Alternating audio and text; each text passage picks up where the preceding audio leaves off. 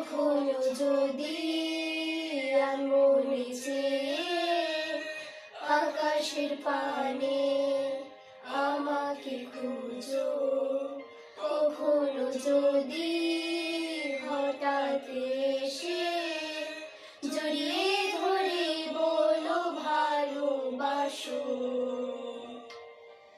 আমি তখনই, হ্যাঁ তখনই তোমার নামে লেখা চিঠিটি পড়ে তোমাকে শোনাবো।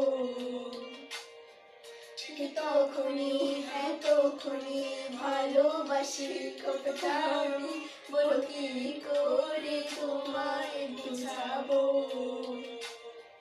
তুমি বুঝোনি, আমি বলিনি, তুমি স্বপ্নতে কেন আসোনি, আমার অভিমান তোমার